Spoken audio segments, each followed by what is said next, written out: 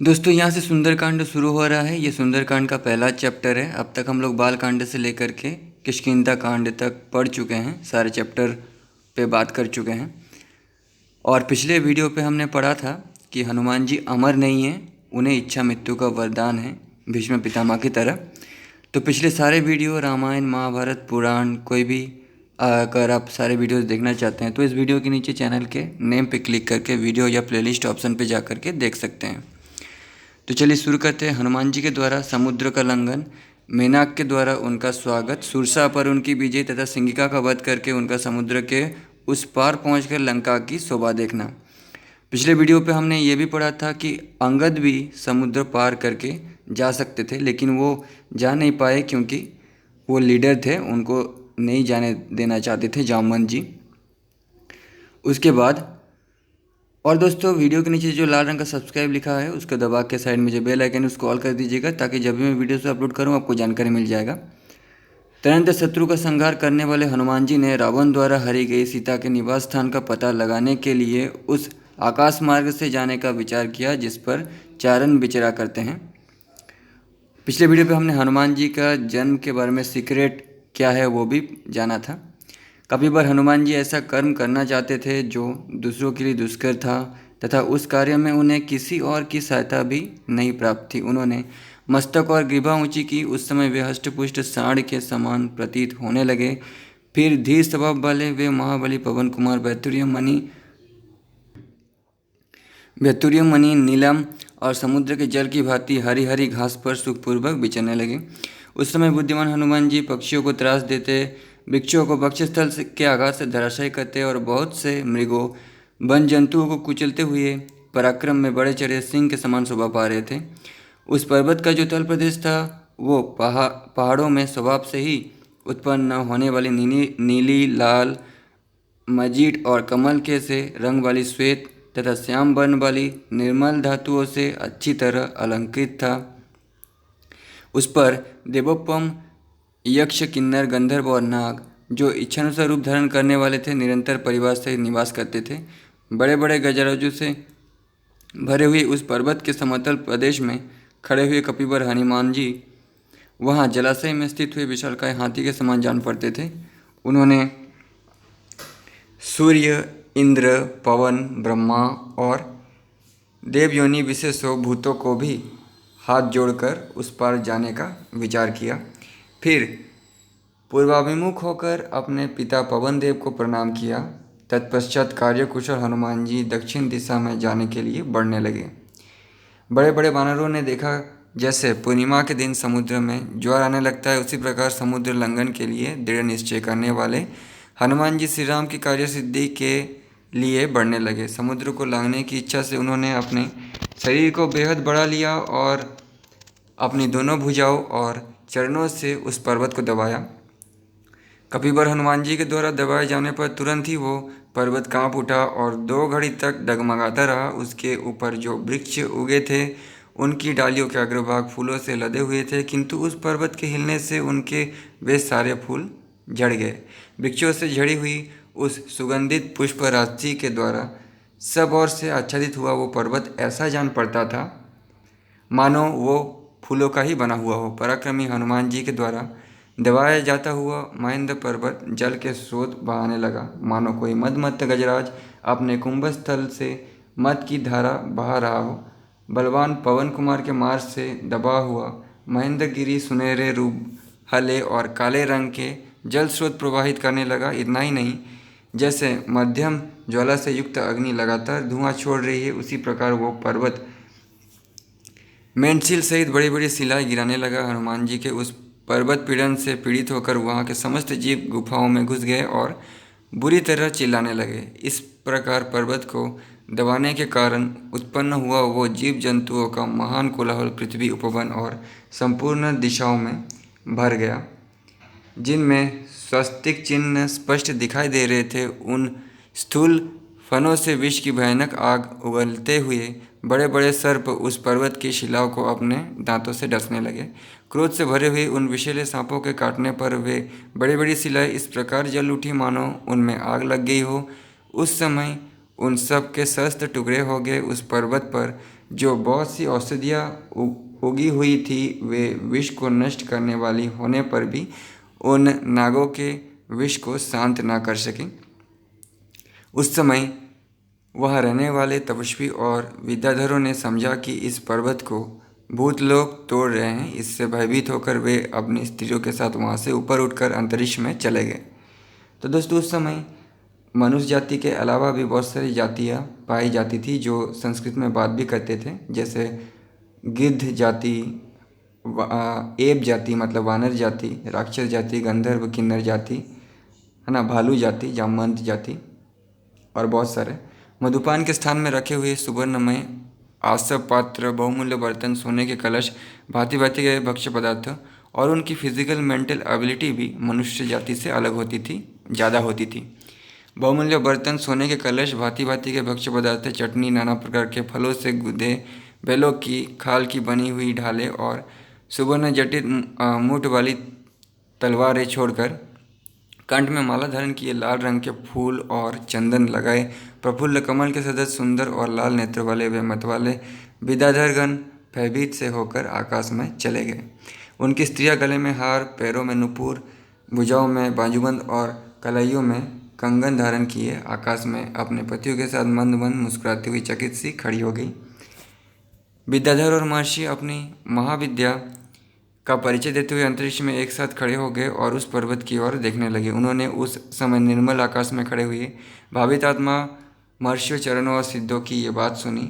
आहा, ये पर्वत के समान विशालकाय महान वेगशाली पवन पुत्र हनुमान जी वरुणालय समुद्र को पार करना चाहते हैं। श्री रामचंद्र जी और वानरों के कार्य की सिद्धि के लिए दुष्कर कर्म करने की इच्छा रखने वाले ये पवन कुमार समुद्र के दूसरे तट पर पहुंचना चाहते हैं, जहां जाना अत्यंत कठिन है। इस प्रकार विद्याधरों ने उन तपस्वी महात्माओं की कही हुई ये बातें सुनकर पर्वत के ऊपर अतुलित बलशाली वानर शिरोमणि हनुमान जी को देखा।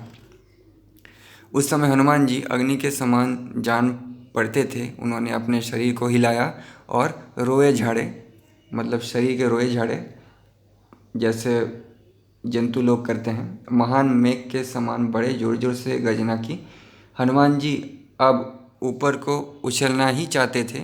उन्होंने क्रमशः गोलाकार मुड़ी तथा रोम बालियों से भरी हुई अपनी पूंछ को उसी प्रकार आकाश में फेंका जैसे पक्षीराज गरुड़ सर्प को फेंकते हैं। तो हनुमान जी उड़ते नहीं थे, ठीक है, वो उछलते थे, छलांग मारते थे, जैसे वानर लोग मारते हैं उसी प्रकार। कुछ लोगों ने भ्रम फैला दिया कि उड़ते थे। अत्यंत वेगशाली हनुमान जी के पीछे आकाश में फैली हुई उनकी कुछ कुछ मुड़ी हुई पूंछ गरुड़ के द्वारा ले जाए जाते हुए महान सर्प के समान दिखाई देते थे। उन्होंने अपनी विशाल परी के समान भुजाओं को पर्वत पर जमाया, फिर ऊपर के सब अंगों को इस तरह सिकोड़ लिया कि वे कटी की सीमा में ही आ गए। साथ ही उन्होंने दोनों पैरों को भी समेट लिया। तत्पश्चात तेजस्वी और पराक्रमी हनुमान जी ने अपनी दोनों भुजा और गर्दन को भी सिकोड़ लिया। इस समय उनमें तेज बल और पराक्रम सभी का आवेश हुआ। उन्होंने अपने लंबे मार्ग पर दृष्टि दौड़ाने के लिए नेत्र को ऊपर उठाया और आकाश की ओर देखते हुए प्राणों को हृदय में रोका। इस प्रकार ऊपर को छलांग मारने, देखिए उड़ने को तैयार नहीं लिखा गया है, छलांग मारने को तैयार लिखा गया है। ध्यान से पढ़ेंगे समझेंगे तो पता चलेगा। तैयारी करते हुए कपिश्रेष्ठ महाबली हनुमान ने अपने पैरों को अच्छी तरह जमाया और कानों को सिकुड़कर उन बानर शिरोमणि ने अन्य बानरों से इस प्रकार कहा। तो जामवंत भी जो अंगद थे वो भी छलांग मारकर समुद्र पार कर सकते थे और जो दूसरे वानर थे उन्होंने भी अपना शक्ति का परिचय दिया था। जामवंत ने भी कहा था कि मैं भी जा सकता हूँ। जैसे श्री रामचंद्र जी का छोड़ा हुआ बाण वायु वेग से चलता है, उसी प्रकार मैं रावण द्वारा पारित लंकापुरी में जाऊँगा। यदि लंका में जनकनंदिनी सीता को नहीं देखूंगा तो इसी वेग से मैं स्वर्गलोक में चला जाऊंगा। इस प्रकार पश्चिम परिश्रम करने पर यदि मुझे स्वर्ग में भी सीता का दर्शन नहीं होगा तो राक्षस राज रावण को बांध कर लाऊंगा। सर्वथा कृतकृत्य होकर मैं सीता के साथ लौटूंगा अथवा रावण से लंकापुरी को ही उखाड़ कर लाऊंगा। ऐसे इसलिए कह रहे हैं क्योंकि हनुमान जी वानरों में कॉन्फिडेंट पैदा करना चाहते हैं कि वो जरूर खोज लेके आएंगे, इसलिए उनके यहाँ ऐसा कहने का मतलब यही है। ऐसा कहकर वेगशाली वानर प्रवर हनुमान जी ने विघ्न बाधाओं का कोई विचार ना करके बड़े वेग से ऊपर की ओर छलांग मारी। उस समय उन वानर शिरोमणि ने अपने को साक्षात गरुड़ के समान ही समझा। जिस समय वे कूदे उस समय उनके वेग से आकृष्ट हो पर्वत पर उगे हुए सब वृक्ष उखड़ गए और अपनी सारी डालियों को समेटकर उनके साथी सब ओर से वेगपूर्वक उड़ चले। वे हनुमान जी मतवाले ओष्ठी आदि पक्षियों से युक्त बहुसंख्यक पुष्प शोभित वृक्षों को अपने महान वेग से ऊपर की ओर खींचते हुए निर्मल आकाश में अग्रसर होने लगे। उनकी जांघों के महान वेग से ऊपर को उठे हुए वृक्ष एक मुहूर्त तक उनके पीछे पीछे इस प्रकार गए जैसे दूर देश के पथ पर जाने वाले अपने भाई बंधु को उसके बंधु बांधव पहुँचाने जाते हैं। हनुमान जी की जांघों के वेग से उखड़े हुए साल तथा दूसरे दूसरे श्रेष्ठ वृक्ष उनके पीछे पीछे उसी प्रकार चले जैसे राजा के पीछे उसके सैनिक चलते हैं, जिनकी डालियों के अग्रभाग फूलों से सुशोभित थे। उन बहुतर वृक्षों से संयुक्त हुए पर्वताकार हनुमान जी अद्भुत शोभा से संपन्न दिखाई दिए। उन वृक्षों में से जो भारी थे वे थोड़ी ही देर में गिरकर खार समुद्र में डूब गए, ठीक उसी तरह जैसे कितने ही पंखधारी पर्वत देवराज इंद्र के भय से वरुणालय में निमग्न हो गए थे। मेघ के समान विशालकाय हनुमान जी अपने हाथ खींचकर आए हुए वृक्षों के अंकुर और कोर सहित फूलों से आच्छादित हो जुगनुओं की जगमगाहट से युक्त पर्वतों के समान शोभा पाते थे। वे वृक्ष जब हनुमान जी के वेग से मुक्त हो जाते तब अपने फूल बरसाते हुए इस प्रकार समुद्र के जल में डूब जाते थे जैसे सुहृद वर्ग के लोग परदेश जाने वाले अपने किसी बंधु को दूर तक पहुंचाकर लौट आते हैं।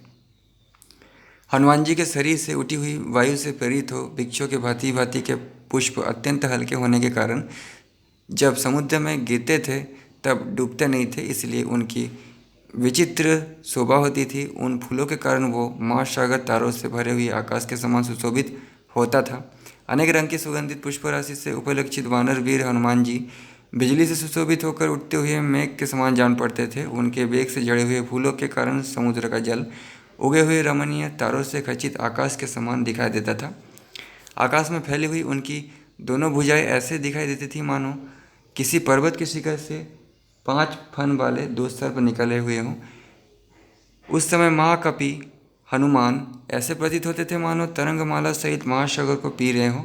वे ऐसे दिखाई देते थे मानो आकाश को भी पी जाना चाहते हो। वायु के मार्ग का अनुसरण करने वाले हनुमान जी के बिजली की सी चमक पैदा करने वाले दोनों नेत्र ऐसे प्रकाशित हो रहे थे मानो पर्वत पर 2 स्थानों में लगे हुए दावानल दहक रहे हों। पिंगल नेत्रों वाले वानरों में श्रेष्ठ हनुमान जी की दोनों गोल बड़ी बड़ी और पीले रंग की आंखें चंद्रमा और सूर्य के समान प्रकाशित हो रही थी। लाल नासिका के कारण उनका सारा मुंह लाली लिए हुए था, अतः वो संध्या काल से संयुक्त सूर्यमंडल के समान सुशोभित होता था। आकाश में तैरते हुए पवन पुत्र हनुमान की उठी हुई टेढ़ी पूंछ इंद्र की ऊंची ध्वजा के समान जान पड़ती थी। महाबुद्धिमान पवन पुत्र हनुमान जी की दाढ़ें सफ़ेद थी और पूंछ गोलाकार मुड़ी हुई थी, इसलिए वे परिधि के से घिरे हुए सूर्यमंडल के समान जान पड़ते थे। उनकी कमर के नीचे का भाग बहुत लाल था, इससे वे महाकपि, कपि का मतलब होता है एप, मंकी नहीं एप। वे महाकपि कमर के नीचे का भाग लाल था, इससे वो महाकपि फटे हुए गेरू से युक्त विशाल पर्वत के समान शोभा पाते थे। ऊपर ऊपर से समुद्र को पार करते हुए वानर सिंह हनुमान की कांख से होकर निकली हुई वायु बादल के समान गरजती थी। जैसे ऊपर की दिशा से प्रकट हुई पुच्छयुक्त उल्का आकाश में जाती देखी जाती है, उसी प्रकार अपनी पूंछ के कारण कपिश्रेष्ठ हनुमान जी भी दिखाई देते थे। चलते हुए सूर्य के समान विशालकाय हनुमान जी अपनी पूंछ के कारण ऐसा शोभा पा रहे थे मानो कोई बड़ा गजराज अपनी कमर में बंधी हुई रस्सी से सुशोभित हो रहा हो। हनुमान जी का शरीर समुद्र से ऊपर ऊपर चल रहा था और उनकी परछाई जल में डूबी हुई सी दिखाई देती थी। इस प्रकार शरीर और परछाई दोनों से उपलक्षित हुए वे कपिबर हनुमान समुद्र के जल में पड़ी हुई उस नौका के समान प्रतीत होते थे जिसका ऊपरी भाग वायु से परिपूर्ण हो और निम्न भाग समुद्र के जल से लगा हुआ हो।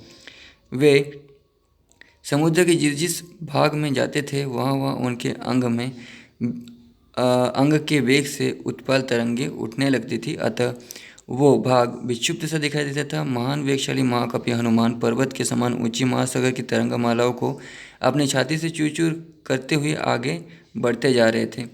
कपिश्रेष्ठ हनुमान के शरीर से उठी हुई तथा मेघों की घटा में व्याप्त हुई प्रबल वायु ने विशाल गर्जना करने वाले समुद्र में भारी भारी भारी हलचल मचा दी। वे कपिकेसरी अपने प्रचंड वेग से समुद्र में बहुत सी ऊंची ऊंची तरंगों को आकर्षित करते हुए इस प्रकार उड़े जा रहे थे मानो पृथ्वी और आकाश दोनों को विक्षुब्ध कर रहे हैं। वे महान वेगशाली वानर वीर उस महासमुद्र में उठी हुई सुमेरु और मंदराचल के समान उत्पल तरंगों की मानव गणना करते हुए आगे बढ़ रहे थे। उस समय उनके वेग से ऊंचे उठकर मेघमंडल के साथ आकाश में स्थित हुआ समुद्र का जल शरतकाल के फैले हुए मेघों के समान जान पड़ता था।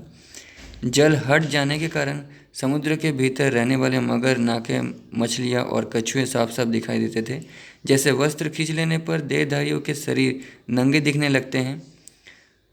समुद्र में विचरने वाले सर्प आकाश में जाते हुए कपिश्रेष्ठ हनुमान जी को देखकर उन्हें गरुड़ के ही समान समझने लगे। कपिकेसरी हनुमान जी की 10 योजन चौड़ी और 30 योजन लंबी छाया वेग के कारण अत्यंत रमणीय जान पड़ती थी। तो हनुमान जी ऐसे छलांग मारते थे, ऐसे कूदते थे और वो इतनी ऊपर और लंबी होती थी कि लगता था कि वो उड़ रहे हैं। ठीक है। खारे पानी के समुद्र में बड़ी हुई पवन पुत्र हनुमान का अनुसरण करने वाली उनकी वो छाया श्वेत बादलों की पंक्ति के समान शोभा पाती थी। क्योंकि पिछले वीडियो में हमने पढ़ा था कि हनुमान जी ही दूर तक छलांग लगा सकते हैं। और अंगद, वे परम तेजस्वी महाकाय महाकपि हनुमान आलम्बनहीन आकाश में पंखधारी पर्वत के समान जान पड़ते थे। वे बलवान कपि से जिस मार्ग से वेगपूर्वक निकल जाते हैं उस मार्ग से संयुक्त समुद्र सहसा कटौते या कड़ाई के समान हो जाता था। पक्षी समूह के उड़ने के मार्ग में पक्षीराज गरुड़ की भांति जाते हुए हनुमान वायु के समान मेघमालाओं को अपनी ओर खींच लेते थे। हनुमान जी के द्वारा खींचे जाते हुए वे श्वेत, अरुण, नील और मजीठ के से रंग वाले बड़े बड़े मेघ वहाँ बड़ी शोभा पाते थे। वे बार बार बादलों के समूह में घुस जाते और बाहर निकल आते थे। इस तरह छिपते और प्रकाशित होते हुए चंद्रमा के समान दृष्टिगोचर होते थे। उस समय तीव्र गति से आगे बढ़ते हुए वानर वीर हनुमान जी को देखकर देवता गंधर्व चारण उनके ऊपर फूलों की वर्षा करने लगे। वे श्री रामचंद्र जी का कार्य सिद्ध करने के लिए जा रहे थे, अतः उस समय वेग से जाते हुए वानर राज हनुमान को सूर्य देव ने ताप नहीं पहुँचाया और वायुदेव ने भी उनका सेवा की। आकाश मार्ग से यात्रा करते हुए वानर वीर हनुमान की ऋषि मूर्ति स्तुति करने लगे तथा देवता और गंधर्व उनकी प्रशंसा के गीत गाने लगे। उन कपिश्रेष्ठ को बिना थकावट के सहसा आगे बढ़ते देख नाग, यक्ष और नाना प्रकार के राक्षस सभी उनकी स्तुति करने लगे। जिस समय कपिकेसरी हनुमान जी उछलकर समुद्र पार कर रहे थे उस समय इक्ष्वाकु कुल का सम्मान करने की इच्छा से समुद्र ने विचार किया, यदि मैं वानरराज हनुमान जी की सहायता नहीं करूँगा तो बोलने की इच्छा वाले सभी लोगों को की दृष्टि में मैं सर्वथा निंदनीय हो जाऊंगा। मुझे इक्ष्वाकु कुल के महाराज सगर ने बढ़ाया था। इस समय ये हनुमान जी भी इक्ष्वाकु वंशी वीर श्री रघुनाथ जी की सहायता कर रहे हैं, अतः इन्हें इस यात्रा में किसी प्रकार कष्ट नहीं होना चाहिए। मुझे ऐसा उपाय करनी चाहिए जिससे वानर वीर यहाँ कुछ विश्राम कर ले। मेरे आश्रय में विश्राम कर लेने पर मेरे शेष भाग को ये सुगमता से पार कर लेंगे। ये शुभ विचार करके समुद्र ने अपने जल में छिपे हुए सुवर्णमय गिरिश्रेष्ठ मेनाक से कहा, शैलप्रवर महामना देवराज इंद्र ने तुम्हें यहाँ पातालवासी असुर समूह के निकलने के मार्ग को रोकने के लिए परिग रूप से स्थापित किया है। इन असुरों का पराक्रम सर्वत्र प्रसिद्ध है। वे फिर पाताल से ऊपर को आना चाहते थे, अतः उन्हें रोकने के लिए तुम अप्रमेय पाताल लोक के द्वार को बंद करके खड़े हो। शैल ऊपर नीचे और अगल बगल में सब और बढ़ने की तुम्हें शक्ति है गिरिश्रेष्ठ पर्वत, इसलिए मैं तुम्हें आज्ञा देता हूँ कि तुम ऊपर की ओर उठो। देखो ये पराक्रमी कपिकेसरी हनुमान तुम्हारे ऊपर होकर जा रहे हैं, ये बड़ा भयंकर कर्म करने वाले हैं। इस समय श्री राम का कार्य सिद्ध करने के लिए इन्होंने आकाश में छलांग मारी है। ये इक्ष्वाकु वंशी राम के सेवक हैं, अतः मुझे इनकी सहायता करनी चाहिए। इक्ष्वाकु वंश के लोग मेरे पूजनीय हैं और तुम्हारे लिए तो वे परम पूजनीय हैं, अतः तुम हमारी सहायता करो जिससे हमारे कर्तव्य कर्म का अवसर बीत ना जाए। यदि कर्तव्य का पालन नहीं किया जाए तो सत्पुरुषों के क्रोध को जगा देता है, इसीलिए तुम पानी से ऊपर उठो जिससे ये छलांग मारने वालों में श्रेष्ठ कपिवर हनुमान तुम्हारे ऊपर कुछ समय विश्राम करे। वे हमारे पूजनीय अतिथि भी हैं। देवताओं और गंधर्वों द्वारा सेवित तथा सुवर्ण में विशाल शिखर वाले मेनाक तुम्हारे ऊपर विश्राम करने के पश्चात हनुमान जी शेष मार्ग को सुखपूर्वक तय कर लेंगे। इक्ष्वाकुवंशी श्री रामचंद्र जी की दयालुता, मिथिलेश कुमारी सीता का परदेश में रहने के लिए विवश होना तथा वानर राज हनुमान का विश्राम देखकर तुम्हें अवश्य ऊपर उठना चाहिए। हनुमान का परिश्रम देखकर तुम्हें ऊपर उठना चाहिए। ये सुनकर बड़े बड़े वृक्षों और लताओं से आवृत सुवर्णमय मेनाक पर्वत तुरंत ही खार समुद्र के जल से ऊपर उठ गया। जैसे उद्दीप्त किरणों वाले सूर्य मेघों के आवरण को भेद कर उदित होते हैं, उसी प्रकार उस समय महासागर के जल का भेदन करके वो पर्वत बहुत ऊंचा उठ गया। समुद्र की आज्ञा पाकर जल में छिपे रहने वाले उस विशालकाय पर्वत ने 2 ही घड़ी में हनुमान जी को अपने शिखरों का दर्शन कराया। उस पर्वत के वे शिखर सुवर्णमय थे, उन पर किन्नर और बड़े बड़े नाग निवास करते थे। सूर्योदय के समान तेज पुंज से विभूषित वे शिखर इतने ऊंचे थे कि आकाश में रेखा से खींच रहे थे। उस पर्वत के उठे हुए सुवर्णमय शिखरों के कारण शस्त्र के समान नील वर्ण वाला आकाश सुनहरी प्रभा से उदासित होने लगा। उन परम कांतिमान और तेजस्वी सुवर्णमय शिखरों से वह गिरिश्रेष्ठ मेनाक सैकड़ों सूर्य के समान दैदीप्यमान हो रहा था। खार समुद्र के बीच में अविलंब उठकर सामने खड़े हुए मेनाक को देखकर हनुमान जी ने मन ही मन निश्चित किया कि यह कोई विघ्न उपस्थित हुआ है। अतः वायु जैसे बादल को छिन्न भिन्न कर देती है, उसी प्रकार महान वेगशाली महाकपि हनुमान ने बहुत ऊंचे उठे हुए मेनाक पर्वत के उस उच्चतर शिखर को अपनी छाती के धक्के से नीचे गिरा दिया। इस प्रकार कपिवर हनुमान जी के द्वारा नीचे देखने पर उनके उस महान वेग का अनुभव करके पर्वतश्रेष्ठ मेनाक बहुत प्रसन्न हुआ और गर्जना करने लगा। तब आकाश में स्थित हुए उस पर्वत ने आकाशगत वीर वानर हनुमान जी से प्रसन्नचित होकर कहा, वो मनुष्य रूप धारण करके अपने ही शिखर पर स्थित हो इस प्रकार बोला, वानर शिरोमणि, आपने ये दुष्कर कर्म किया है, अब उतर कर मेरे इन शिखरों पर सुखपूर्वक विश्राम कर लीजिए, फिर आगे की यात्रा कीजिएगा। श्री रघुनाथ जी के पूर्वजों ने समुद्र की वृद्धि की थी, इस समय आप उनका हित करने में लगे हैं, अतः समुद्र आपका सत्कार करना चाहता है। किसी ने उपकार किया हो तो बदले में उसका भी उपकार किया जाए, यह सनातन धर्म है।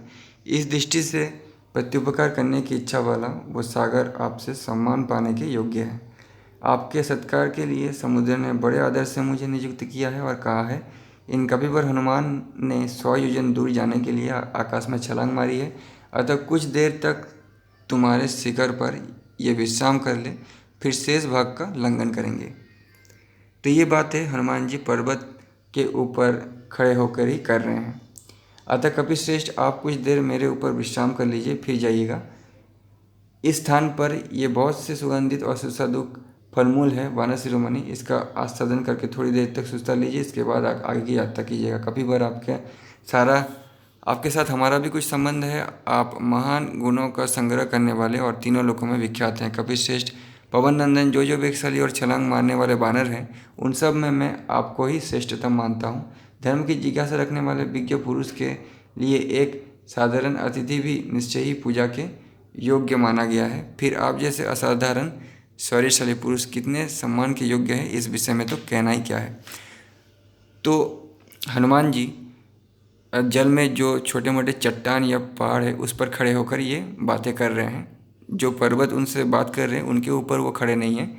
हमने पहले पढ़ा है कि हनुमान जी पर्वत को धराशायी करते हुए आगे बढ़ रहे थे, मतलब, और बहुत सारे पर्वत थे जिनके ऊपर खड़े होकर हनुमान जी बात कर रहे हैं। कपिश्रेष्ठ, आप देव शिरोमणि महात्मा वायु के पुत्र हैं और वेग में भी उन्हीं के समान हैं। आप धर्म के ज्ञाता हैं। आपकी पूजा होने पर साक्षात वायुदेव का पूजन हो जाएगा, इसलिए आप अवश्य ही मेरे पूजनीय हैं। इसमें एक और भी कारण है, उसे सुनिए। तात पूर्व काल के सतयुग की बात है।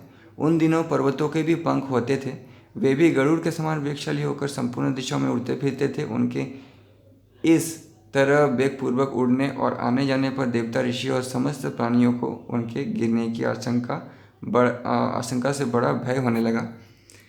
इससे सहस्त्र नेत्र वाले देवराज इंद्र कुपित हो उठे और उन्होंने अपने वज्र से लाखों पर्वतों के पंख काट डाले। उस समय कुपित हुए देवराज इंद्र वज्र उठाए मेरी भी और आ रहे थे, किंतु महात्मा वायु ने सहसा मुझे इस समुद्र में गिरा दिया। वानर श्रेष्ठ, इस खार समुद्र में गिराकर आपके पिता ने मेरे पंख की रक्षा कर ली और मैं अपने संपूर्ण अंग से सुरक्षित बच गया।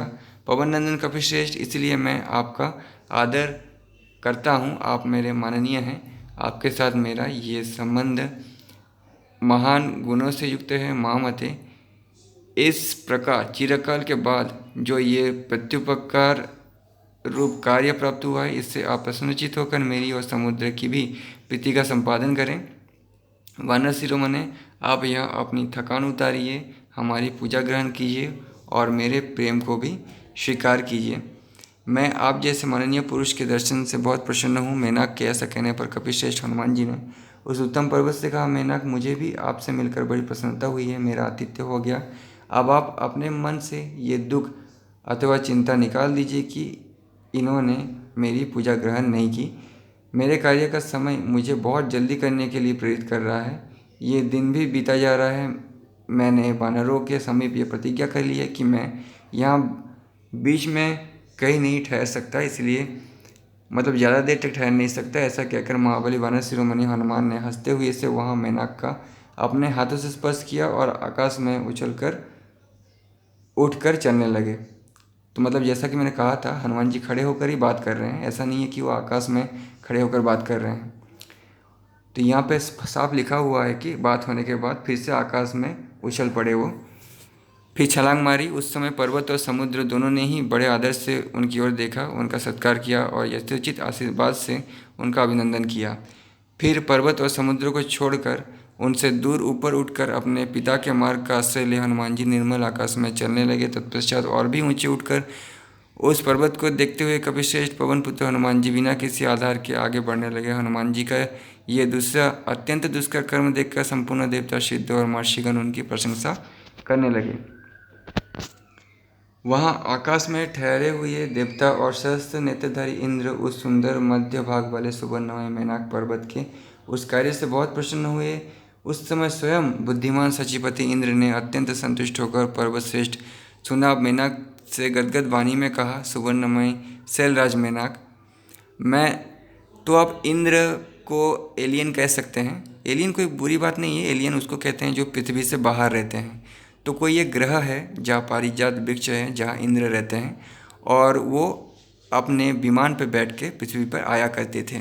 ठीक है, रामायण और महाभारत दोनों में ही विमान की बात की गई है। ठीक, यहाँ पे विमान शब्द का प्रयोग करना जरूरी नहीं लगा, इसलिए नहीं किया गया है। और आकाश से वो लोग सब कुछ देखते थे। सुवर्णमय शैलराज मेनाक, मैं तुम पर बहुत प्रसन्न हूँ। सौभ्य तुम्हें आवेदन देता हूँ, तुम सुखपूर्वक जहाँ चाहो जाओ। 100 योजन समुद्र को लांघते समय जिनके मन में कोई भय नहीं रहा है, फिर भी जिनके लिए हमारे हृदय में ये भय था कि पता नहीं इनका क्या होगा, उन्हीं हनुमान जी को विश्राम का अवसर देकर तुमने उनकी बहुत बड़ी सहायता की है। ये वानरराज हनुमान दशरथ नंदन श्री राम की सहायता के लिए ही जा रहे हैं। तुमने यथाशक्ति इनका सत्कार करके मुझे पूर्ण संतोष प्रदान किया है। देवताओं के स्वामी सत्केतु इंद्र को संतुष्ट देकर पर्वतों में श्रेष्ठ मेनाक को बड़ा हर्ष प्राप्त हुआ। इस प्रकार इंद्र का दिया हुआ वर पाकर मेनाक उस समय जल में स्थित हो गया और हनुमान जी समुद्र के उस प्रदेश को उसी मुहूर्त में लांघ गए। तब देवता, गंधर्व, सिद्ध और महर्षियों ने सूर्य तुल्य तेजस्विनी नाग माता सुरसा से कहा, ये पवन नंदन श्रीमान हनुमान जी समुद्र के ऊपर होकर जा रहे हैं, तुम 2 घड़ी के लिए इनके मार्ग में विघ्न डाल दो। तो सुरसा नहीं खाएंगे हनुमान जी को, एक और राक्षसी है वो हनुमान जी को खा लेंगे। उसके बाद हनुमान जी कैसे छूटेंगे ये आगे पढ़ने पर पता चलेगा। मतलब खा लेंगे, पेट में घुसा लेंगे। तुम पर्वत के समान अत्यंत भयंकर राक्षसी का रूप धारण करो, उसमें विकराल दाढ़े, पीले नेत्र और आकाश को स्पर्श करने वाला विकट मुंह बनाओ। उस राक्षसी का नाम सिंगिका है, सुरसा नहीं है। हम लोग पुनः हनुमान जी के बल और पराक्रम की परीक्षा लेना चाहते हैं। या तो किसी उपाय से ये तुम्हें जीत लेंगे अथवा विषाद में पड़ जाएंगे, तब उसका बल का पता चल जाएगा हनुमान जी का। देवताओं के सत्कार पूर्वक इस प्रकार कहने पर देवी सुरसा ने समुद्र के बीच में राक्षसी का रूप धारण किया। उसका वो रूप बड़ा ही विकट, बेडौल और सबके लिए भयावना था।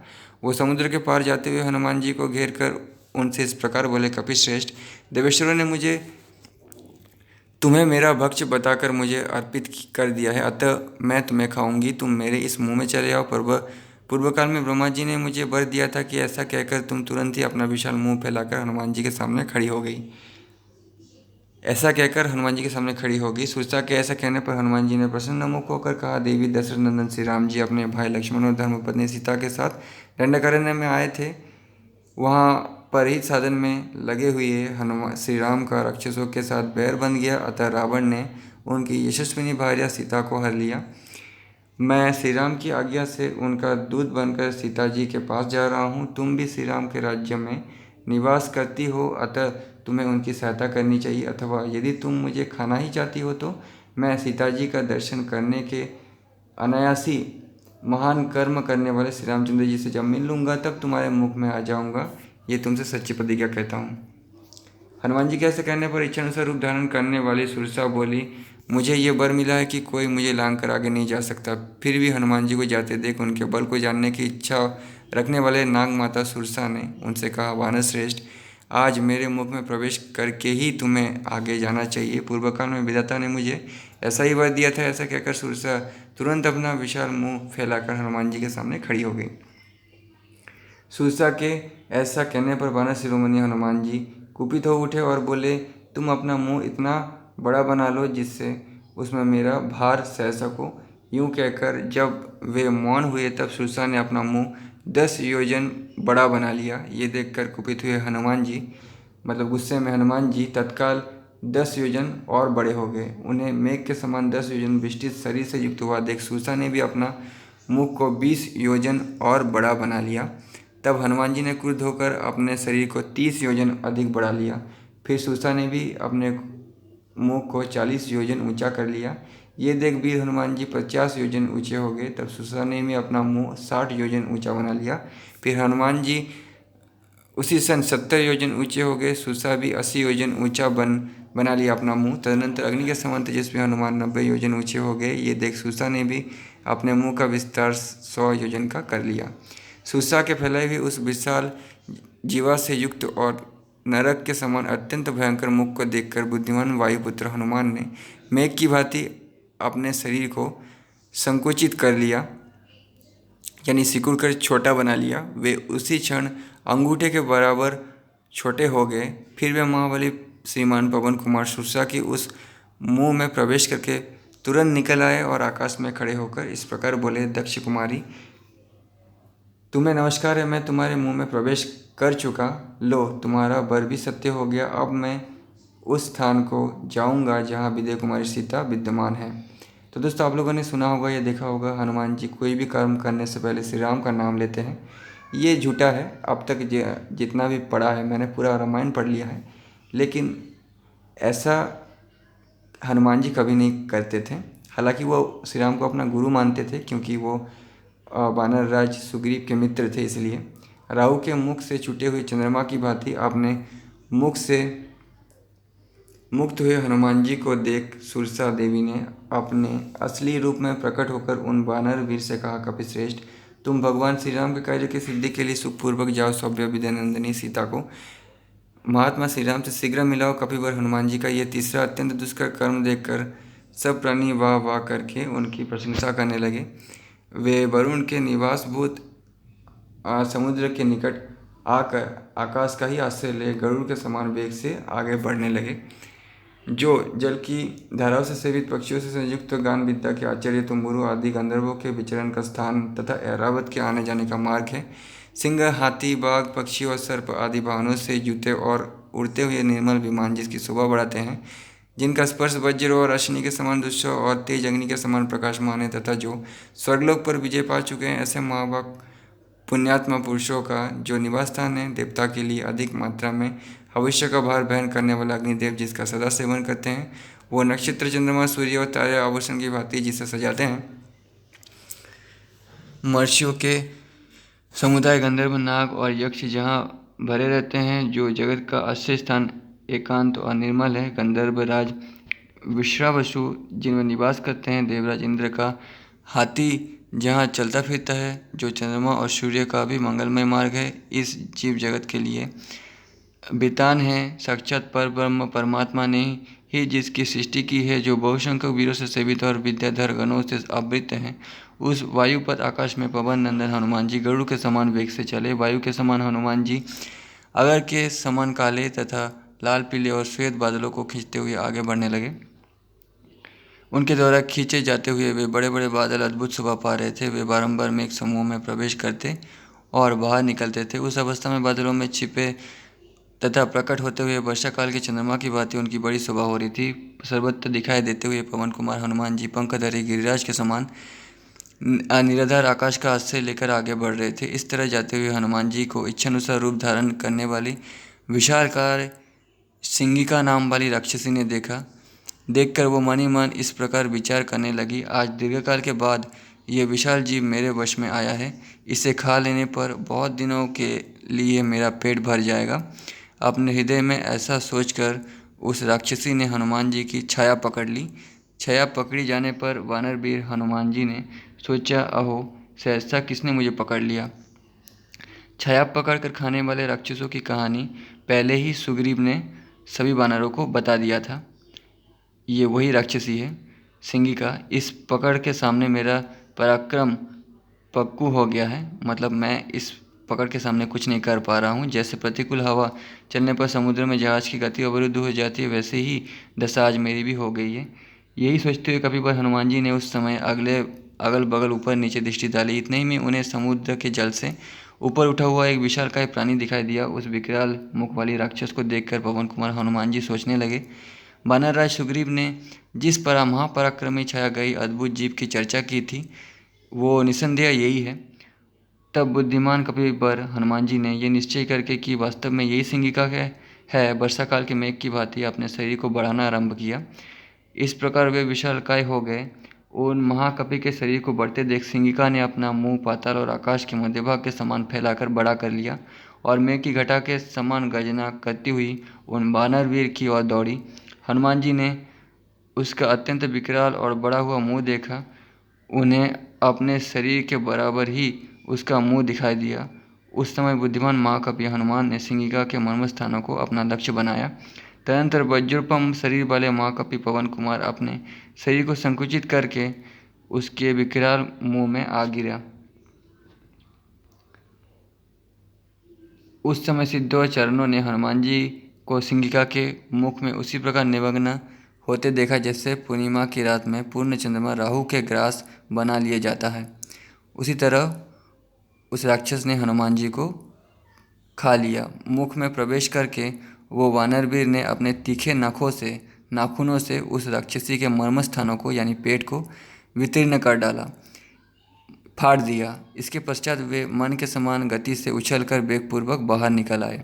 देव के अनुग्रह, स्वाभाविक धैर्य तथा कौशल से उस राक्षसी को मारकर वे मनुष्य वानरवीर पुनः वेग से बढ़कर बड़े हो गए। हनुमान जी ने प्राणों के आश्रयभूत उसके हृदय स्थल को भी ही नष्ट कर दिया। अतः वो प्राण शून्य होकर समुद्र के जल में गिर पड़ी। विधाता ने ही उसे मार गिराने के लिए हनुमान जी को निमित्त बनाया था। उन वानरवीर के द्वारा शीघ्र ही मारी जाकर सिंगिका जल में गिर पड़ी। ये देख आकाश में विचरने वाले प्राणी उन कपिश्रेष्ठ बोले, कपिवर, तुमने ये बड़ा ही भयंकर कर्म किया है जो इस विशालकाय प्राणी को मार गिराया है। अब तुम बिना किसी विघ्न बाधा के अपना अभिष्ट कार्य सिद्ध करो। वानरेंद्र, जिस पुरुष में तुम्हारे समान धैर्य, सूझबूझ, बुद्धि और कुशलता हो, ये गुण हो, ये 4 गुण होते हैं, उसे अपने कार्य में कभी असफलता नहीं होती। कोई भी कार्य में अगर आपका पेशेंस है, बुद्धि है, समझदारी है और स्किल है तो आप कार्य में सफल होंगे। इस प्रकार अपना प्रयोजन सिद्ध हो जाने से उन आकाशचारी प्राणियों ने हनुमान जी का बड़ा सत्कार किया। इसके बाद वे आकाश में चढ़कर गरुड़ के समान वेग से चलने लगे। 100 योजन के अंत में प्राय समुद्र के पार पहुंचकर जब उन्होंने सब ओर दृष्टि डाली तब उन्हें एक हरी भरी वन श्रेणी दिखाई दी। आकाश में उड़ते हुए ही माघ शाखा मृगों में श्रेष्ठ हनुमान जी ने भांति भांति के वृक्षों से सुशोभित लंका नामक द्वीप देखा। उत्तर तट की भांति समुद्र के दक्षिण तट पर ही मलय नामक पर्वत और उसके उपवन दिखाई दिए। समुद्र, सागर तटवर्ती जलप्राय देश तथा वहाँ उगे हुए वृक्षों और सागर पत्नी सरिताओं के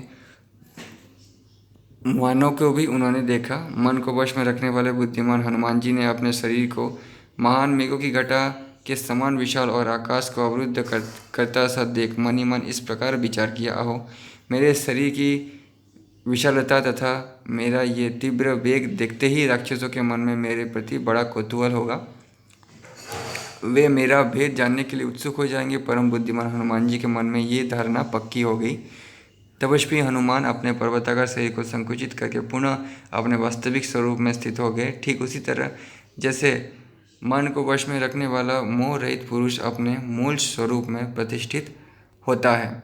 जैसे बलि के पराक्रम संबंधित अभिमान को हर लेने वाले श्रीहरि ने विराट रूप से 3 पग चलकर तीनों लोकों को नाप लेने के पश्चात अपने उस स्वरूप को समेट लिया था, उसी प्रकार हनुमान जी समुद्र को लांघ जाने के बाद अपने उस विशाल रूप को संकुचित करके अपने वास्तविक स्वरूप में स्थित हो गए। हनुमान जी बड़े ही सुंदर और नाना प्रकार के रूप धारण कर लेते थे। उन्होंने समुद्र के दूसरे तट पर, जहाँ दूसरों का पहुँचना असंभव था, पहुँचकर अपने विशाल शरीर की ओर दृष्टिपात किया। फिर अपने कर्तव्य का विचार करके छोटा सा रूप धारण कर लिया।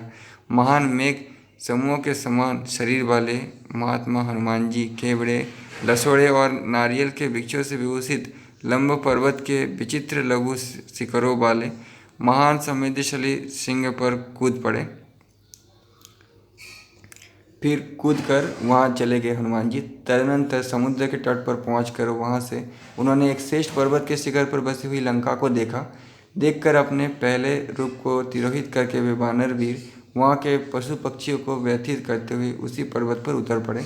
इस प्रकार दानवों और सर्पों से भरे हुए तथा बड़ी बड़ी उत्पाल तरंगों मालाओं से अलंकृत महासागर को बलपूर्वक लांघकर वे उसके तट पर उतर गए और अमरावती के समान सुशोभित लंकापुरी की शोभा देखने लगे। नेक्स्ट चैप्टर लंकापुरी का वर्णन, उसमें प्रवेश करने के विषय में हनुमान जी का विचार, उनका लघु रूप में पुरी में प्रवेश तथा चंद्रोदय का वर्णन। महाबली हनुमान जी अलंघनीय समुद्र को पार करके त्रिकुट लंब नामक पर्वत के शिखर पर स्वस्थ भाव से खड़े हो लंकापुरी की शोभा देखने लगे। उस समय उनके ऊपर वहाँ वृक्षों से झड़े हुए फूलों की वर्षा होने लगी। इससे वहाँ बैठे हुए पराक्रमी हनुमान फूल के बने हुए वानरों के समान प्रतीत होने लगे।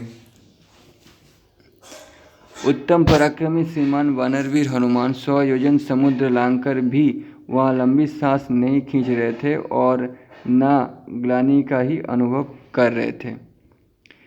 उल्टे वे ये सोचते थे कि मैं 100 योजन के बहुत से समुद्र लांघ सकता हूँ, फिर इस गिने गिनाए 100 योजन समुद्र को पार करना कौन सी बड़ी बात है।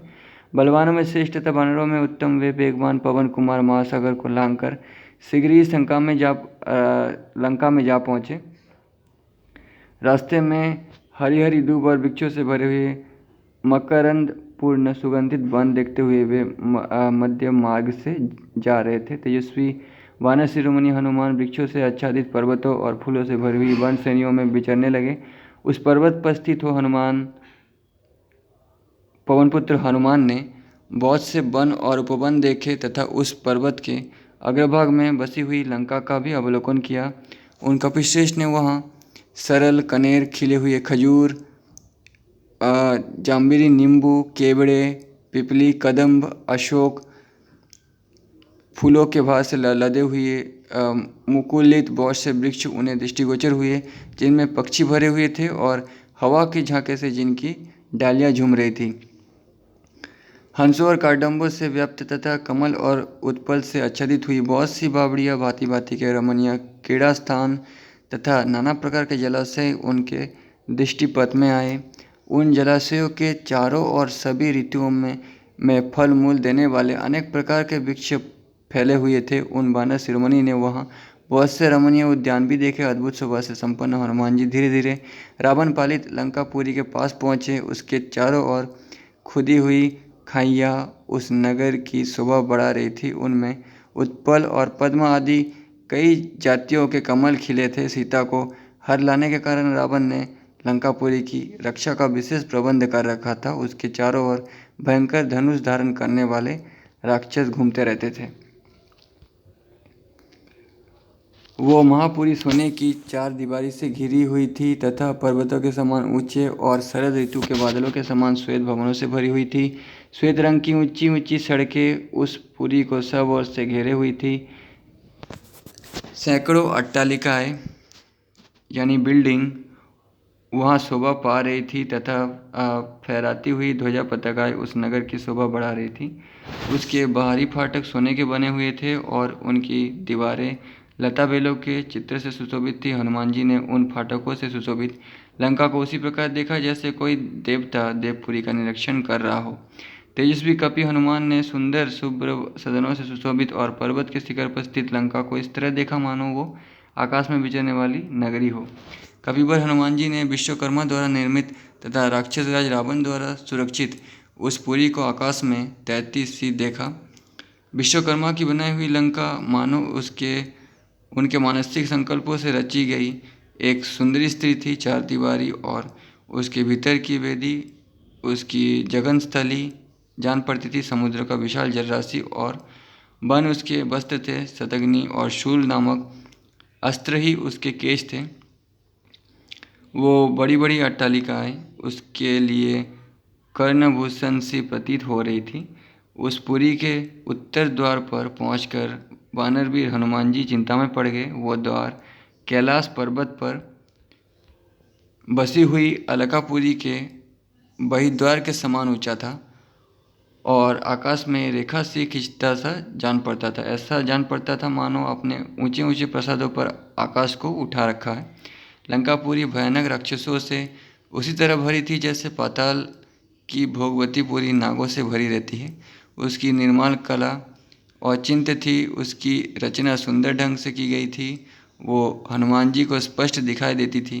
पूर्व काल में साक्षात कुबेर वहाँ निवास करते थे। हाथों में शूल और पट्टिस लिए बड़ी बड़ी दाढ़ों वाले बहुत से सूरवीर घोर राक्षस लंकापुरी की उसी प्रकार रक्षा करते थे जैसे विषधर सर्प अपनी पुरी की करते हैं। उस नगर की बड़ी भारी चौकसी उसके चारों ओर समुद्र की खाई तथा रावण जैसे भयंकर शत्रु को देखकर हनुमान जी इस प्रकार विचारने लगे, यदि वानर यहाँ तक आ जाए तो भी वे व्यर्थ ही सिद्ध होंगे, क्योंकि युद्ध के द्वारा देवता भी लंका पर विजय नहीं पा सकते। जिससे बढ़कर संकटपूर्ण स्थान और कोई नहीं है। उस रावण पालित इस दुर्गम लंका में आकर महाभाव श्री रघुनाथ जी भी क्या करेंगे। राक्षसों पर सामनीति के प्रयोग के लिए तो कोई गुंजाइश ही नहीं है। इन पर दान भेद और युद्ध नीति का प्रयोग भी सफल होता नहीं दिखाई देता। यहाँ चार ही वेगशाली वानरों की पहुँच हो सकती है, बाली पुत्र अंगद की, नील की, मेरी और बुद्धिमान राजा सुग्रीव की। यही चार वानर यहाँ पहुँच सकते हैं। अच्छा, पहले ये तो पता लगाऊं कि विद्या कुमारी सीता जीवित है या नहीं। ये सब हनुमान जी सोच रहे हैं। जनक किशोरी का दर्शन करने के पश्चात ही मैं इस विषय में कोई विचार करूंगा। तदनंतर उस पर्वत शिखर पर खड़े हुए कपिश्रेष्ठ हनुमान जी श्री रामचंद्र जी के अभ्युदय के लिए सीता जी का पता लगाने के उपाय पर 2 घड़ी तक विचार करने लगे। उन्होंने सोचा, मैं इस रूप से राक्षसों की इस नगरी में प्रवेश नहीं कर सकता, क्योंकि बहुत से क्रूर और बलवान राक्षस इसकी रक्षा कर रहे हैं। और राक्षस लोग बहुत बलवान हुआ करते थे उस समय। जानकी की खोज करते समय मुझे अपने को छिपाने के लिए यहाँ के सभी महातेजस्वी, महापराक्रमी और बलवान राक्षसों से आँख बचानी होगी। अतः मुझे रात्रि के समय ही नगर में प्रवेश करना चाहिए, यानी छुप छुप कर जाना चाहिए, आँख बचाना चाहिए। और सीता का अन्वेषण रूप ये महान समयोचित कार्य सिद्ध करने के लिए ऐसा रूप का आश्रय लेना चाहिए जो आँखों से देखा ना जा सके। केवल कार्य से ये अनुमान हो कि कोई आया था। देवताओं और असुरों के लिए भी दुर्जय वैसी लंकापुरी को देखकर हनुमान जी बारंबार लंबी सांस खींचते हुए यूं विचार करने लगे, किस उपाय से काम लूँ जिससे दुरात्मा राक्षस राज रावण की दृष्टि से ओझल रहकर मैं विद्यानंदिनी जनक किशोरी सीता का दर्शन प्राप्त कर सकूं। किस रीति से कार्य किया जाए जिससे जगत विख्यात श्री रामचंद्र जी का काम भी न बिगड़े और मैं एकांत में अकेली जानकी से भेंट भी कर लूं। कई बार कातर अथवा अविवेकपूर्ण कार्य करने वाले दूत के हाथ से पढ़ कर देश और काल के विपरीत व्यवहार होने के कारण बने बनाए काम भी उसी तरह बिगड़ जाते हैं जैसे सूर्योदय होने पर अंधकार नष्ट हो जाता है। राजा और मंत्रियों के द्वारा निश्चित किया हुआ कर्तव्य विषयक विचार भी किसी अविवेकी दूत का आश्रय लेने से शोभा सफलता नहीं पाता है। अपने को पंडित मानने वाले अविवेकी दूत सारा काम ही चौपट कर देते हैं। अच्छा, तो किस उपाय का अवलंबन करने से स्वामी का कार्य नहीं बिगड़ेगा, मुझे घबराहट या अविवेक नहीं होगा और मेरा ये समुद्र का लांघना भी व्यर्थ नहीं होने पाएगा। यदि राक्षसों ने मुझे देख लिया तो रावण का अनर्थ चाहने वाले उन विख्यात नामा भगवान श्री राम का ये कार्य सफल ना हो सकेगा। यहाँ दूसरे किसी रूप की तो बात ही क्या है। राक्षस का रूप धारण करके भी राक्षसों से अज्ञात रहकर कहीं ठहरना असंभव है। मेरा तो ऐसा विश्वास है कि राक्षसों से छिपे रहकर वायुदेव भी इस पुरी में विचरण नहीं कर सकते। यहाँ कोई भी ऐसा स्थान नहीं है जो इन भयंकर कर्म करने वाले राक्षसों को ज्ञात ना हो। यदि यहाँ मैं अपने इस रूप से छिप कर भी रहूँगा तो मारा जाऊँगा और मेरे स्वामी के कार्य में भी हानि पहुँचेगी। तो ये राक्षस उन्हें मार सकते थे, इसलिए वो बुद्धि से काम ले रहे हैं। अतः मैं श्री रघुनाथ जी का कार्य सिद्ध करने के लिए रात में अपने इसी रूप से छोटा सा शरीर धारण करके लंका में प्रवेश करूंगा। यद्यपि रावण की इस पुरी में जाना बहुत ही कठिन है, तथापि रात को इसके भीतर प्रवेश करके सभी घरों में घुसकर मैं जानकी की खोज करूंगा। ऐसा निश्चय करके वीर वानर हनुमान विद्यानंदिनी के दर्शन के लिए उत्सुक हो उस समय सूर्यास्त की प्रतीक्षा करने लगे। सूर्यास्त हो जाने पर रात के समय उन पवन कुमार ने अपने शरीर को छोटा बना लिया। वे बिल्ली के बराबर होकर अत्यंत अद्भुत दिखाई देने लगे। प्रदोष काल में पराक्रमी हनुमान तुरंत ही उछलकर उस रमणीय पुरी में घुस गए। तो दोस्तों, आकार बड़ा कर लेना, छोटा कर लेना, ये एक सनातन मंत्र हुआ करता था जो उस समय के लोग या उस समय के जो भी वानर या राक्षस हैं उन्हीं को पता था। इंसान जाति को ये पता नहीं था। बस उसी मंत्र के द्वारा हनुमान जी अपना रूप बड़ा छोटा कर रहे हैं। वो नगरी पृथक पृथक बने हुए चौड़े और विशाल राजमार्गों से सुशोभित थी। उसमें प्रसादों की लंबी पंक्तियां दूर तक फैली हुई थी। सुनहरे रंग के खंभों और सोने की जालियों से विभूषित वो नगरी गंधर्व नगर के समान रमणीय प्रतीत होती थी। हनुमान जी ने उस विशाल पुरी को 7 महले 8 महले मकानों और सुवर्ण जटित स्फटिक मणि की फर्शों से सुशोभित देखा। उनमें नीलम भी जड़े हुए थे जिससे उसकी विचित्र शोभा होती थी। मोतियों की जालियां भी उन महलों की शोभा बढ़ती थी। उन सब के कारण राक्षसों के वे भवन बड़ी सुंदर शोभा से संपन्न हो रहे थे। सोने के बने हुए विचित्र फाटक सावर से सजी हुई राक्षसों की उस लंका को और भी उद्दीप्त कर रहे थे। ऐसे अचिंत्य और अद्भुत आकार वाली लंका को देखकर महाकवि हनुमान विषाद में पड़ गए, मतलब कन्फ्यूज हो गए। परंतु जानकी जी के दर्शन के लिए उनके मन में बड़ी उत्कंठा थी, इसलिए उनका हर्ष और उत्साह भी कम नहीं हुआ। परस्पर सटे हुए श्वेत वर्ण के 7 मंजिले महलों की पंक्तियाँ लंकापुरी की शोभा बढ़ा रही थी। बहुमूल्य जामुनर नामक सुवर्ण की जालियाँ और चंदन वारों से वहाँ के घरों को सजाया गया था। भयंकर बलशाली निशाचर उस पुरी की अच्छी तरह रक्षा करते थे। रावण के बाहुबल से भी वह सुरक्षित थी। उसके यश की ख्याति सुदूर तक फैली हुई थी। ऐसी लंकापुरी में हनुमान जी ने प्रवेश किया। उस समय तारागणों के साथ उसके बीच में विराजमान अनेक सहस्त्र किरणों वाले चंद्रदेव भी हनुमान जी की सहायता से करते हुए समस्त लोगों पर अपनी चांदनी का चंदोबा सा तान कर उदित हो गए। वानरों के प्रमुख वीर हनुमान जी ने शंखा की सी कांति तथा दूत और मृणाल के से वर्ण वाले चंद्रमा को आकाश में इस प्रकार उद्दीप्त और प्रकाशित होते देखा मानो किसी सरोवर में कोई हंस तैर रहा हो। नेक्स्ट चैप्टर लंकापुरी का अवलोकन करके हनुमान जी का विस्मित होना, उसमें प्रवेश करते समय निशाचरी लंका का उन्हें रोकना और उनकी मार से बेहोश होकर उन्हें पुरी में प्रवेश करने की अनुमति देना।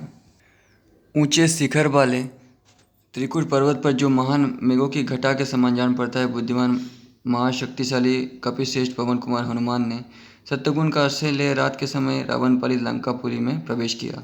वो नगरी सूर्यव्य वन और जलाशयों से सुशोभित थी। शरद काल के बादलों की भांति श्वेत कांति वाले सुंदर भवन उसकी शोभा बढ़ाते थे। वहाँ समुद्र की गर्जना के समान गंभीर शब्द होता रहता था। सागर की लहरों को छूकर बहने वाली वायु इस पुरी की सेवा करती थी। वो लंकापुरी के समान शक्तिशालिनी सेनाओं से सुरक्षित थी। उस पुरी के सुंदर फाटकों पर मतवाले हाथी शोभा पाते थे। उस पुरी के अंतर्द्वार और बहिर्द्वार दोनों ही श्वेत कांति से सुशोभित थे। उस नगर की रक्षा के लिए बड़े बड़े सर्पों का संवरण होता रहता है, इसलिए वो नागों से सुरक्षित सुंदर भोगवती पुरी के समान जान पड़ती थी। अमरावती पुरी के समान वहाँ आवश्यकता के अनुसार बिजलियों सहित मेघ छाया रहते थे।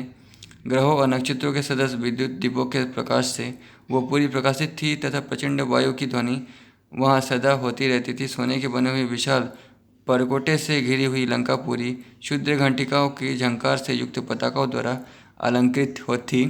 उस पुरी के समीप पहुंचकर हर्ष और उत्साह से भरे हुए हनुमान जी सहसा उछलकर उसके परकोटे पर चढ़ गए। वहाँ सब ओर से लंकापुरी का अवलोकन करके हनुमान जी का चित्त आश्चर्य से चकित हो उठा। सुवर्ण के बने हुए द्वारों से उस नगरी की अपूर्व शोभा हो रही थी। उन सभी द्वारों पर नीलम के चबूतरे बने हुए थे। वे सब द्वार हीरो, स्फटिकों और मोतियों से जड़े हुए थे। मणिमयी फरसे उनकी शोभा बढ़ा रही थी। उनके दोनों ओर तपाए सुवर्ण के बने हुए हाथी शोभा पाते थे। उन द्वारों का ऊपरी भाग चांदी से निर्मित होने के कारण स्वच्छ और श्वेत था। उनकी सीढ़ियाँ नीलम की बनी हुई थी। उन द्वारों के भीतरी भाग स्फटिक मणि के बने हुए थे, धूल से रहित थे। वे सभी द्वार रमणीय सभा भवनों के युक्त और सुंदर थे तथा इतने ऊंचे थे कि आकाश में उठे हुए से जान पड़ते थे।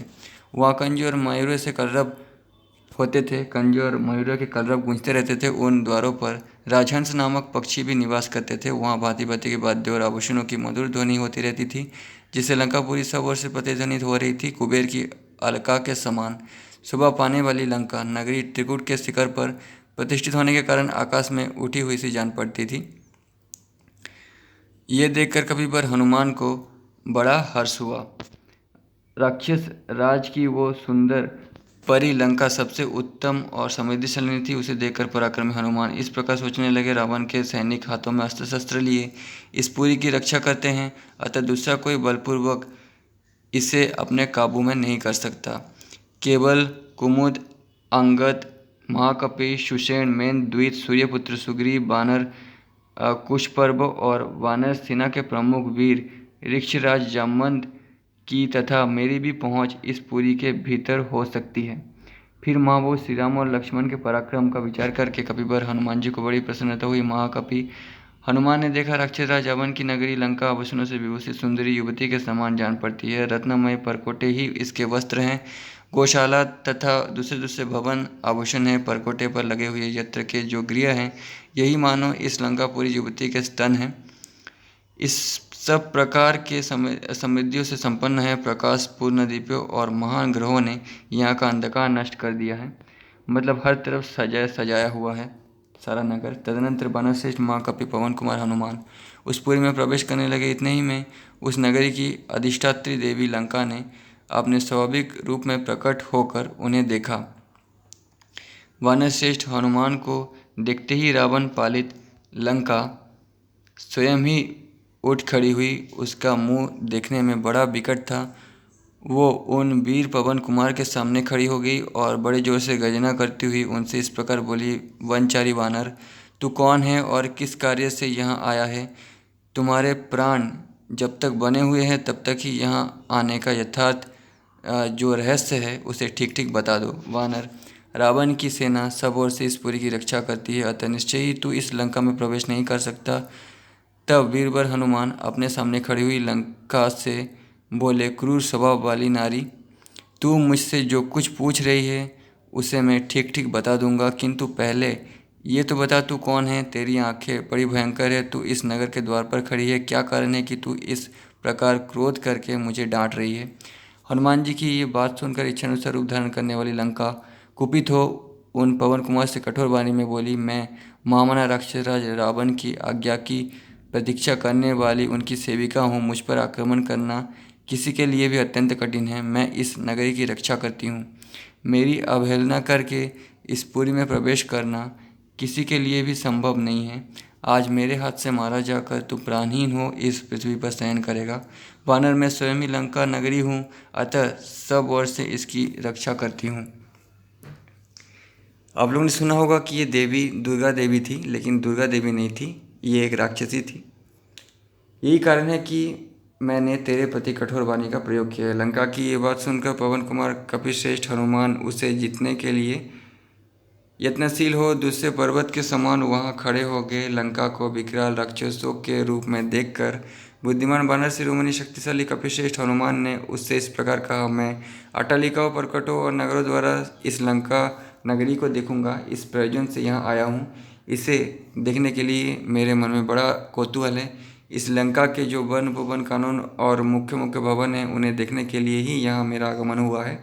हनुमान जी का यह वचन सुनकर इच्छानुसार रूप धारण करने वाली लंका पुनः कठोर वाणी में बोली, खोटी बुद्धि वाले नीच वानर, राक्षसेश्वर रावण के द्वारा मेरी रक्षा हो रही है। तू मुझे परास्त किए बिना आज इस पुरी को नहीं देख सकता।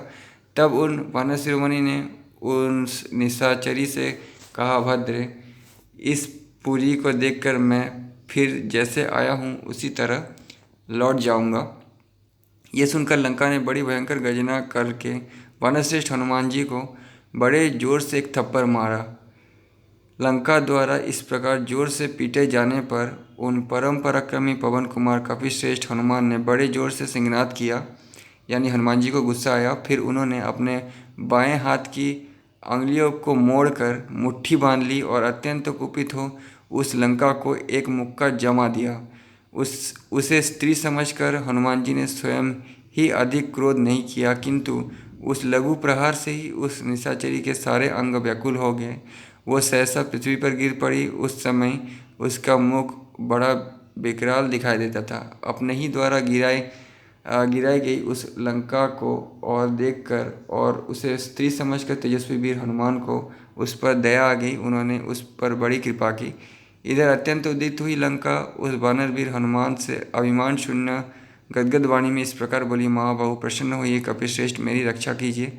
सभ्य महाबली सत्वगुणशाली वीर पुरुष शास्त्र की मर्यादा पर स्थित रहते हैं। शास्त्र में स्त्री को अवध्य बताया गया है, स्त्री का वध नहीं किया जा सकता, इसलिए आप मेरे प्राण ना लीजिए। महाबली वीर वानर, मैं स्वयं लंकापुरी ही हूँ। आपने अपने पराक्रम से मुझे परास्त कर दिया है।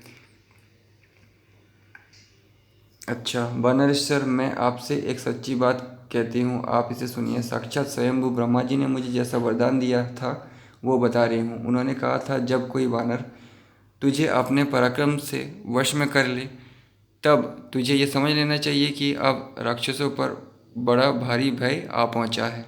सभ्य, आपका दर्शन पाकर आज मेरे सामने वही घड़ी आ गई है। ब्रह्मा जी ने जिस सत्य का निश्चय कर दिया है उसमें कोई उलटफेर नहीं हो सकता।